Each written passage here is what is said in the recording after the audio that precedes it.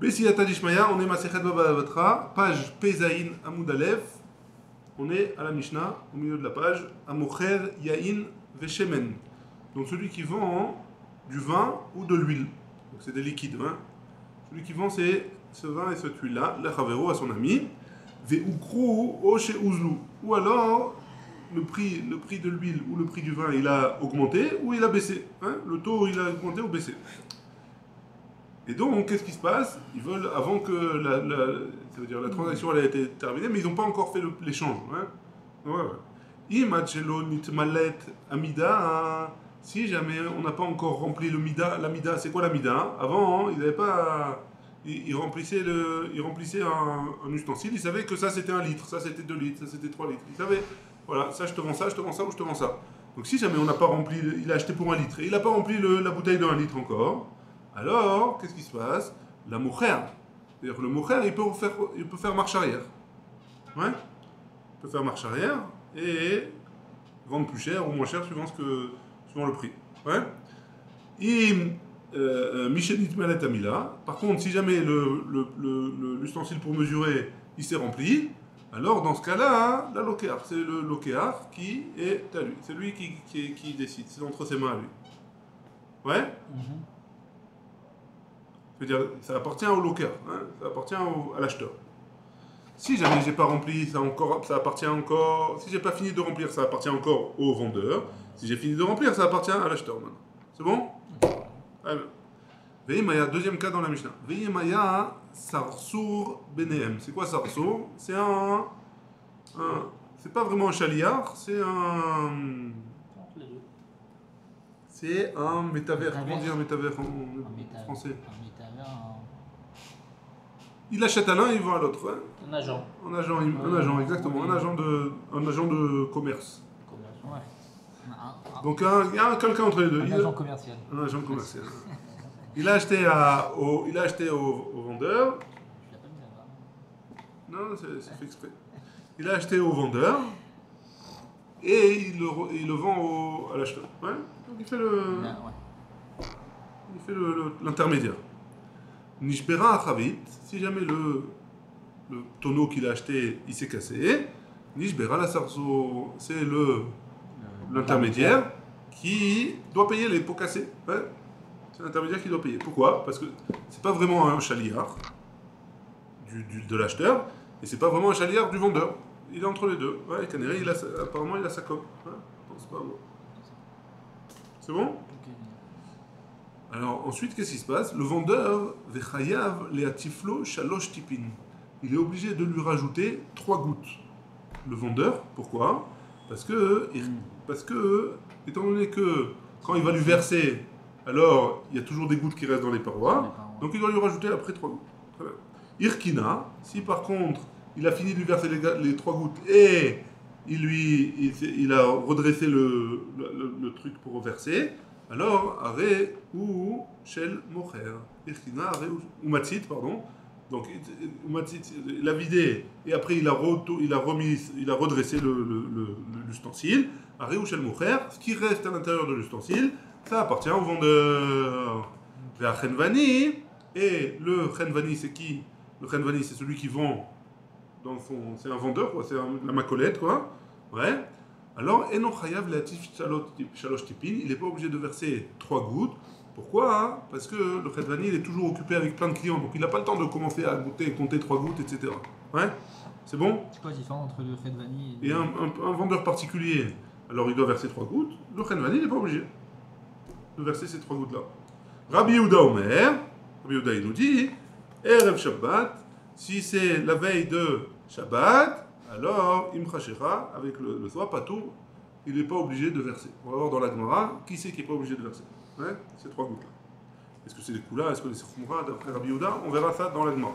Je n'ai pas trop compris. Pourquoi tu as besoin de ces 3 gouttes? Parce que quand je vais verser mon ustensile, hein, j'ai pris mon verre mesureur et j'ai mesuré 1 litre. Hein.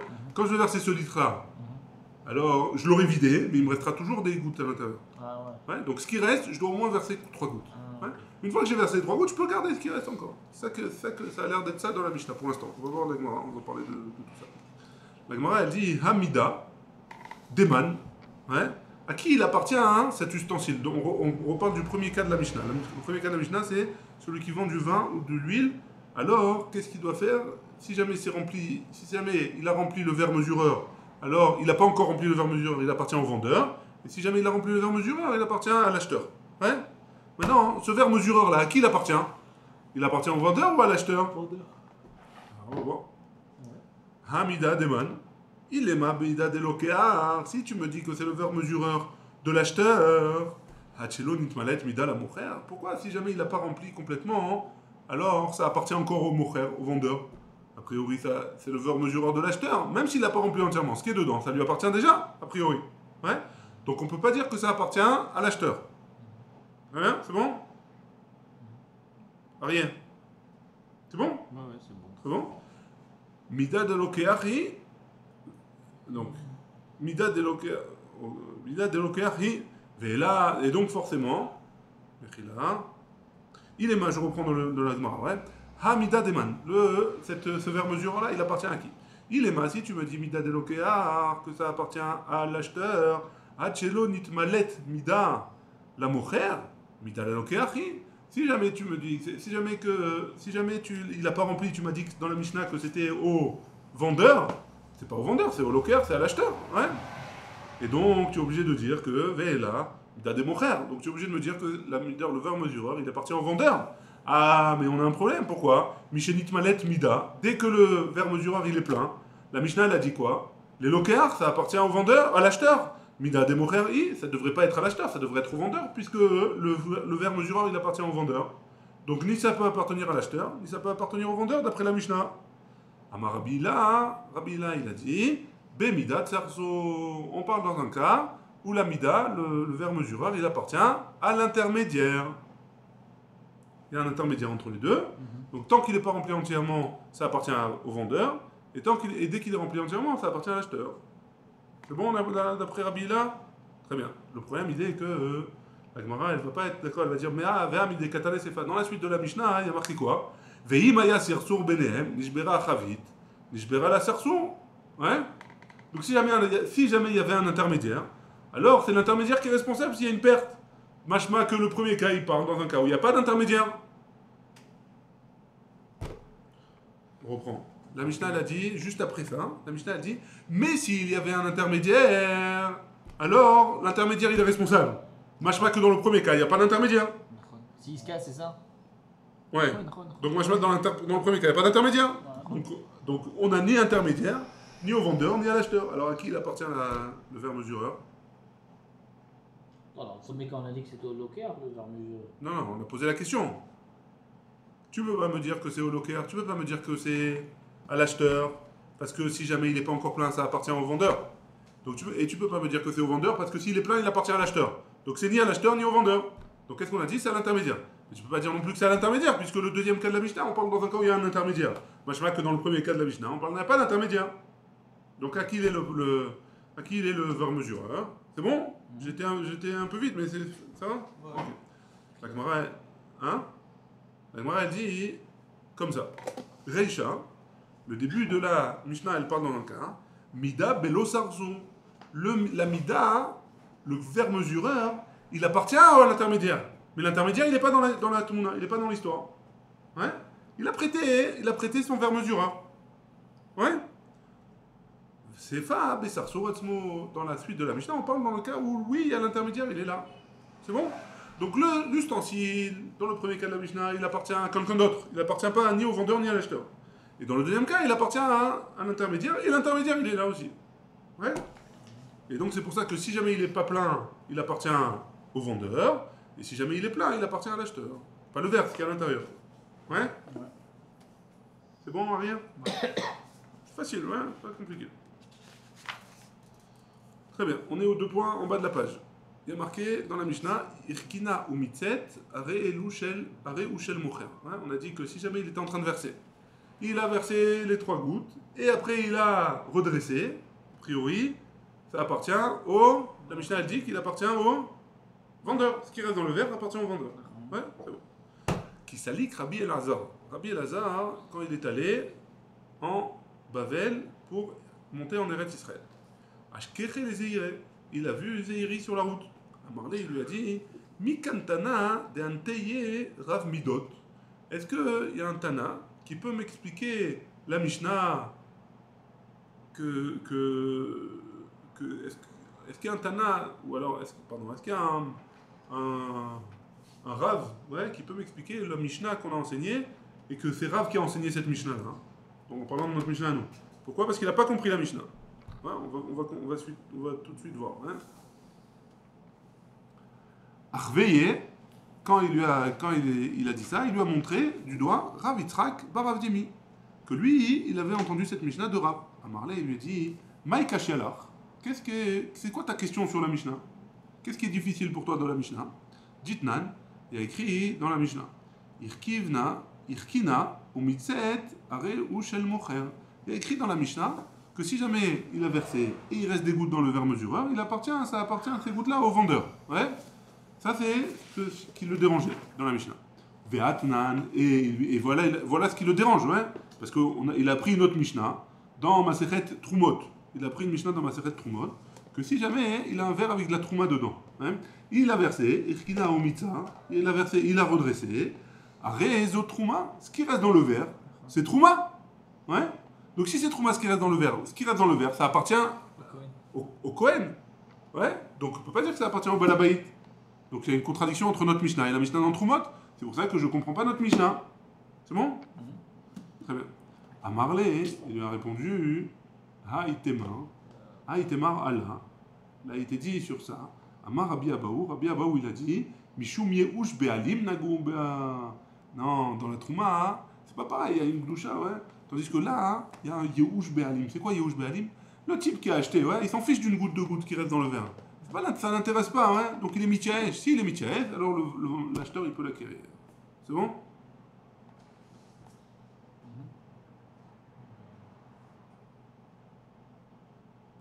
Mais en effet, ça devrait appartenir à l'acheteur.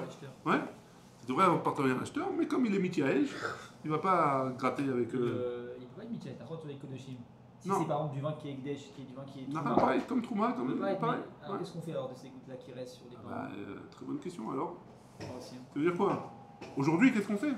Qu'est-ce que tu veux comme patate, quoi? Je sais pas, tu lui demandes au.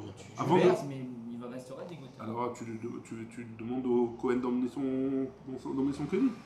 Et tu m'affriches la Trouma avec son keli par exemple. Alors une bouteille de vin qui est Trouma qui est juite. Une bouteille de vin. Pour finir la bouteille, il y aura toujours des petites gouttes à la fin. Alors toi tu parles pour jeter, est-ce qu'on a le droit de jeter? Ouais. C'est là, on avait dit Bekavod, on peut jeter. Dans une bouteille. Tu la laisses dans la bouteille, tu la fermes, tu le mets dans un sachet à part peut-être, je sais pas, plein de possibilités. Ouais. Comme le pain. Après la gâteau. Comme le pain, pareil.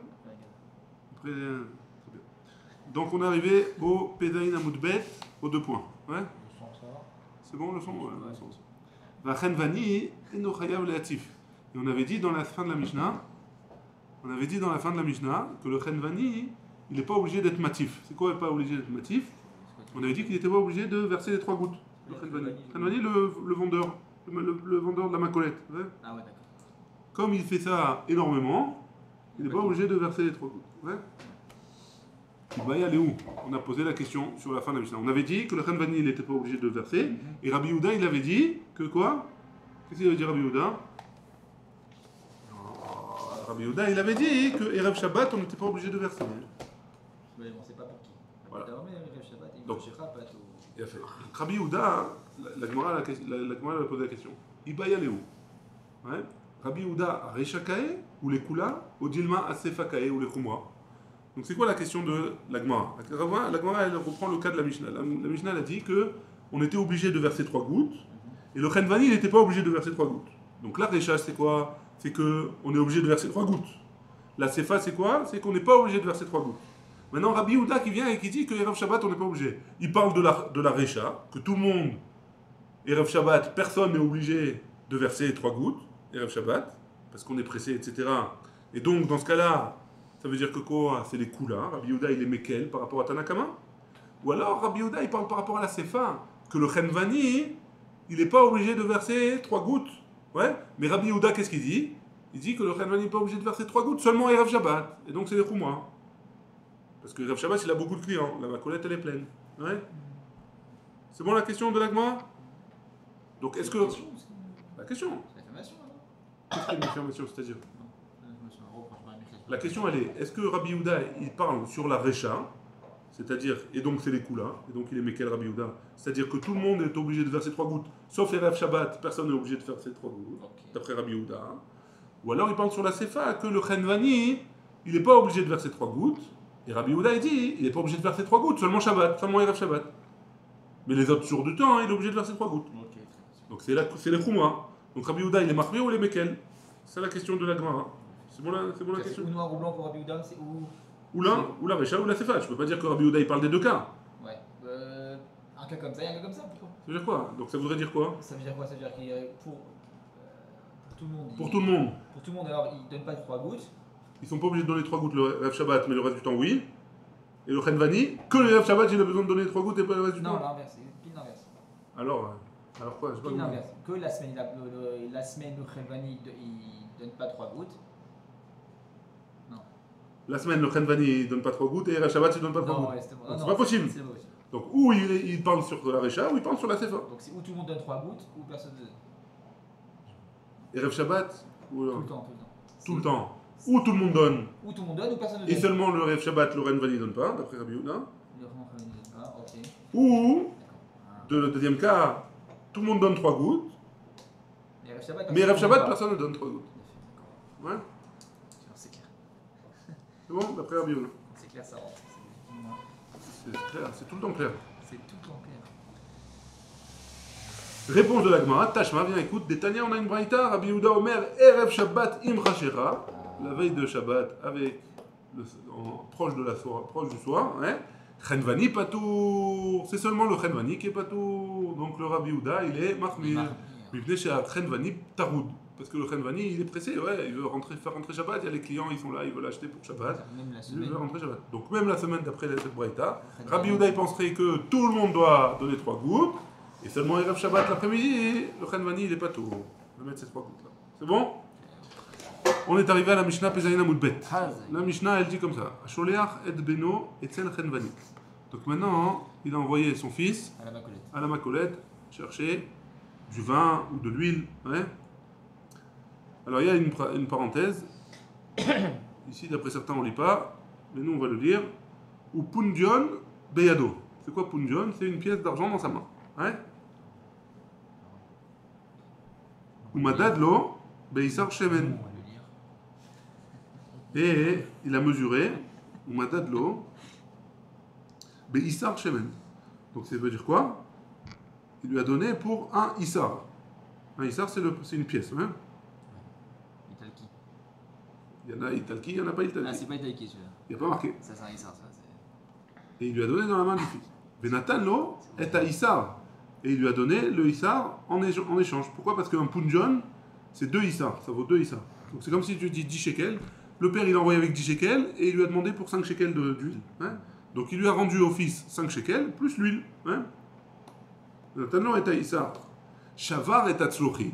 Si jamais sur le retour, il a cassé la bouteille d'huile d'olive, ouais. Veibed est à Issar, et il a perdu les 5 shekels. Ouais. Chenvani chayav. Le Chenvani, il doit payer au père, ouais, par rapport à ce qui lui a fait perdre quoi, la bouteille, l'huile et la monnaie. Attends, on parle que c'est l'enfant sur le chemin du retour. Ouais, ça. Quoi, mais c'est... Attends, on va voir. C'est la Mishnah, Non, c'est clair pour l'instant. C'est ça, ça qu'on dit? Oui. Que le gosse sur le chemin du retour, il a cassé l'huile, il a cassé le récipient. Il a cassé le récipient, il a cassé l'huile qu'il y avait dedans, et il a perdu les 5 shekels. Et là, on dit que c'est le Chenvani. Le Chenvani, il doit payer. Il doit payer, ok. Pourquoi? Donc j'ai bien compris. On va voir. Oui, tu as bien compris. Rabbi Yehuda, pas trop. Pourquoi? Hein? Parce que le Rashban, pardon, il dit que il n'aurait pas dû donner à un enfant cette responsabilité. Ne donne pas à un enfant. Ouais? Rabbi Yehuda poter, Rabbi Yehuda il le rend pato. Chez Almenatken, chez Lacho, Rabbi Yehuda il pense comme marié, parce que le père il a envoyé pour ça, ouais? Il l'a envoyé pour revenir chercher de l'huile. Donc si jamais le père il avait confiance en son fils, c'est pas le Chenvani qui prend la chayout de tout ça. ou modim chachamim les Rabbi Yehuda. Les chachamim ils sont d'accord avec Rabbi Yehuda. Bisman she'atzluchit beyad atinok ou madad chedvani letocha she'achedvani patour. Ils sont d'accord les chachamim avec Rabbi Yehuda que le chedvani il est patour dans le cas où l'enfant il est venu avec sa bouteille d'eau, sa bouteille en verre pour venir chercher de l'huile. Ouais. Dans ce cas-là ils sont d'accord. Pourquoi? Parce que c'est sûr qu'il est venu pour récupérer de l'huile. Ouais. A priori. Ça, c'est la Mishnah qui dit comme ça. C'est bon? Mishnah? Savoir si c'est sa bouteille ou de l'autre. C'est toujours alors, on va voir la Gemara. On va voir la Gemara. On va voir la Gemara. Ouais, la Gemara, elle va t'aider. Elle va répondre. Elle va répondre à ta question. J'ai donné un début de réponse. T'as répondu plus souvent. Bishlama Issar Veshemen. Ça va bien pour le Issar. C'est quoi le Issar? La pièce. Veshemen et l'huile qui a été perdue. Pourquoi? Béapligé des Rabbanan Savre. Béapligé, que sur ça ils sont en marloquette. Hein? Des Rabbanan Savre, parce que les Khamim pensent, les Odoué et Chadré, que le père il a envoyé. Les Khamim pensent que le père il a envoyé son fils pour que le fils il revienne avec lui et le Issa. Hein? Non, pardon. L'Oshala. Non, c'est pas ça justement. On parle des Chachamim. C'est pour ça que je ne comprenais pas pourquoi je disais. Pourquoi c'était là. Les Chachamim, ils pensent que quoi? Les Odoué Chadré. Ils voulaient juste avoir le prix pour l'huile et pour l'huile et pour la pièce. Ouais? Ils voulaient juste savoir le prix, le père. Il a envoyé son fils pour aller chercher, pour demander le prix. Et donc, il est revenu avec de l'huile, il a cassé, il a perdu. Ouais? Donc, dans ce cas-là, le Khanvani, il est chayav. Ouais? Parce qu'il voulait forcer la vente. Ouais? Donc, s'il voulait forcer la vente, Khalet. Ouais? En gros, on peut poser la question, alors si c'est comme ça, il voulait savoir le prix, alors pourquoi il lui a envoyé une pièce? Hein? En fait, il lui a envoyé la pièce et la pièce et la bouteille pour savoir est-ce qu'avec cette pièce, je peux remplir la bouteille. En gros, ouais? Parce qu'il n'y avait pas à l'époque, c'était pas... C'était du mesure, hein? Il n'y a pas de... C'est bon? Non, c'est pas grave, c'est quand même bon. On peut dire avec cette pièce-là, tu me remplis ce que tu peux la bouteille. Ouais, mais il veut pas. Si jamais c'est trop cher, il ne veut pas l'acheter. Il va à 10 shekels. Il dit voilà, tu me remplis ce que tu peux. Avec un tu me remplis ce que tu peux. La moitié, trop cher. Mais s'il remplit la moitié, il ne veut pas payer 10 shekels pour la moitié de la bouteille. Il veut de l'huile d'olive. Si 10 shekels, ça vaut la bouteille. Alors il est sûr de la mesure? Non, il n'est pas sûr. Il veut vérifier. Il envoie le fils pour vérifier le prix. Ok, ça. Alors il va pas le remplir dans ce cas-là. Non, il ne remplit pas. Il ne doit pas remplir. Et s'il a rempli, c'est le Khadvani qui est khayab. Parce qu'il a voulu forcer la vente. Okay. Ouais. Ça rentre. Ça, c'est Chachamim. Les Rabbi Yehuda, ça va. Les Chadoré, les Chadré. Non, Rabbi Yehuda, il pense que le père, il a envoyé. S'il a envoyé pour savoir le prix, il a envoyé pour récupérer l'huile, si c'était le bon prix. Ouais. Si c'est les 10 shekels, c'est l'huile, c'est la bouteille. Alors, je remplis l'huile. Ouais. Donc, d'après Rabbi Yehuda, c'est pour ça qu'il est pas tôt. Et là, Tzluchit, mais maintenant pour la bouteille en verre. Avec David. Qui est pas dans le Khedvani? Khadvani n'est pas tôt. D'après Rabbi Yehuda. Après Rabbi Yehuda. Parce que le père, il a envoyé en connaissance de cause. Ouais. Et là, Tzluchit. Donc ça, c'était pour l'huile et pour l'argent. Mais la bouteille, pourquoi la bouteille, il est chayav de payer? Aveda midarati, la Gemara dit. Ça veut dire quoi, Aveda midarati? Tu envoies une bouteille en verre avec un gosse, ouais? Tu envoies une bouteille en verre avec un gosse, c'est du suicide. C'est sûr qu'elle ne va pas revenir pleine, hein? D'accord? Donc pourquoi tu l'as envoyé, le père? Donc pourquoi le Khanvani, il est obligé de la rembourser? Question? La Gemara, c'est bon? Réponse de la Gemara. Maravoshaya. Acha. Beba'al abayit. Mocher tzlochit askinan. On parle que le propriétaire, ça veut dire le père, hein? Le père, alors c'est un vendeur de bouteilles d'huile, de bouteilles en verre. Hein? Et donc, le père. Ouais. Donc s'il voulait, c'est un vendeur de bouteilles, alors il voulait que, en envoyant la bouteille, il voulait que le Khanvani, il achète la bouteille. Donc c'est pas une aveda mida. Hein. Les Kegon, c'est Natla Khanvani. Hein? Il voulait aussi savoir le prix de l'huile. C'est un peu tiré par la barbe, hein, comme dirait un rabbin. C'est pas moi. Les copains. Il faut choisir C'est tiré par la barbe. En tout cas, c'est ce qui a marqué. C'est que là-bas, ils font ça.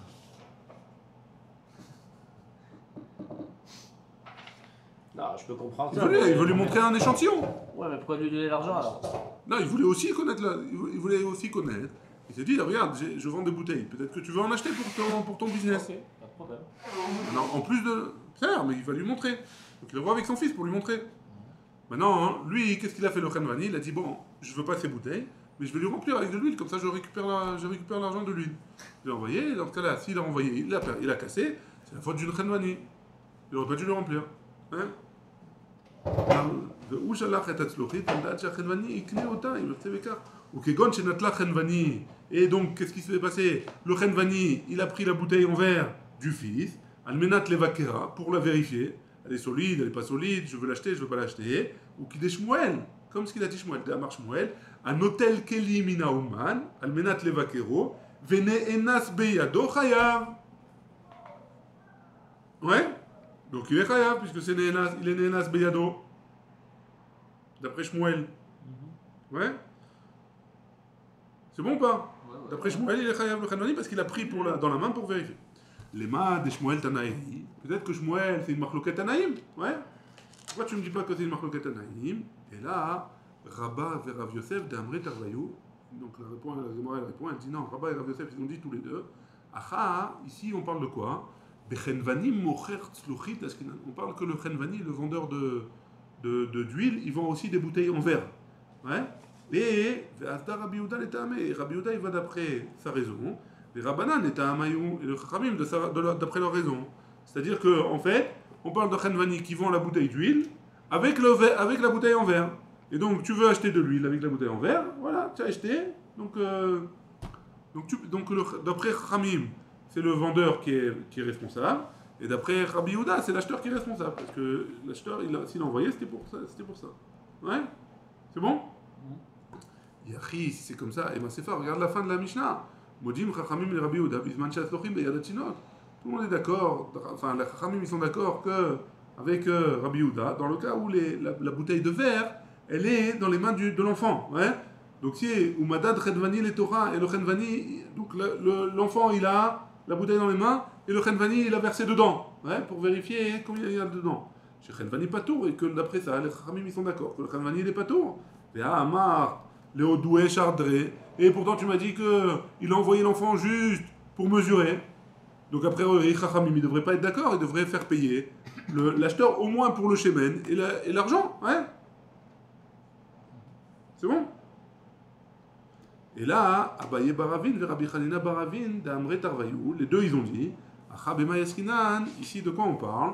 On est passé à Pe Het Amud Alev, Kegon Shenatla, la mode Ba Vekedera. Il a Shenatla, donc le Khenvani, il a pris de la main du petit, il a mesuré dedans, Vekedera, et comme ce qu'il a dit Rabba, Dama Rabba, Ikisha, Nitrayev Ba, comme ce qu'il a dit Rabba. Rabba il a dit que si jamais il a tapé, un homme qui a tapé une bête pendant Shabbat, ouais, et la bête elle a avancé à cause de ça qu'il est tapé. Il a donné quelques petits coups pour qu'elle avance, et elle a avancé. Alors d'après Rabba, Chayav, il est Chayav de Ashbatat. On est obligé de laisser reposer nos animaux. Hein. On n'a pas le droit de faire travailler les animaux. Si je donne des petits coups à la bête pour qu'elle avance, ça s'appelle faire travailler l'animal, et il est Chayav d'après Rabba. Ouais. Ici aussi, étant donné qu'il a pris l'huile pour mesurer, pour lui rendre, ouais, dans ce cas-là, ça s'appelle Ikisha, il a travaillé, donc c'est lui qui est chayav à partir de ce moment-là. Il est chayav sur le mocher. Le mocher, il a pris l'ustensile pour le vérifier si ça rentrait l'huile, enfin, pour verser l'huile dedans, et donc comme il a pris, même si jamais il a donné à l'enfant, ouais, si jamais il a donné à l'enfant, alors... Donc s'il a donné à l'enfant, ouais, s'il a donné dans la main de l'enfant, pardon, si jamais le Khenvani, il l'a pris dans la main, et il a mesuré, etc., dans ce cas-là, il est chayav. Pourquoi? Parce qu'il n'aurait jamais dû lui rendre l'enfant, c'est de la folie, ouais. Par contre, dans la Sefa, quand Chachamim ils sont d'accord avec Rabbi Yehuda, hein, si jamais il a versé, il y a marqué qu'il a versé quand c'était dans la main du Tinok, il a mesuré, quand c'était dans la main du Tinok, donc le Khenvani, il n'a pas touché la Foukhit. Donc dans un cas comme ça, les Chachamim sont d'accord, il n'a pas touché la Foukhit, le père il a envoyé pour aller chercher de l'huile, donc les Chachamim sont d'accord qu'il ne paye pas, ouais, il ne payera pas. La Gemara elle rejette ça, elle dit, Emo, C'est qu'à dire que quand Rabat il a dit qu'il est chayav, Beba'al Chaim, c'est seulement quand c'est des animaux, des anketin hu nigra braïta. Parce que avec le fait qu'elle a tapé dessus, alors il a fait en sorte que la bête elle a fait quelque part. Qui a Egavna dans ce genre de cas, Miyamar, dans le cas où c'est le père qui a envoyé le fils avec un ustensile en verre, qui a dit que Rabat il serait d'accord qu'il serait chayav le chenvani quand il a pris dans la main. Peut-être que non, on ne sait pas. Ouais. Et là, Rava, et donc Rava il a dit Ani ve'ari shebachabura. Targimunua. Moi et le Hari shebachabura, donc moi et le Talmid Chacham de notre groupe, ouais. Alors, on a expliqué la Mishnah comme ça. Ou Manu, pardon. C'est qui le Talmid Chacham, le Hari Shebachabura? Rabbi Zera. Donc, c'est qui? C'est Rava et Rabbi Zera. Ils ont expliqué la Mishnah comme ça. Acha bema yaskinan. Ici, de quoi on parle? Hein? Kegon shenetala la modba la acherim.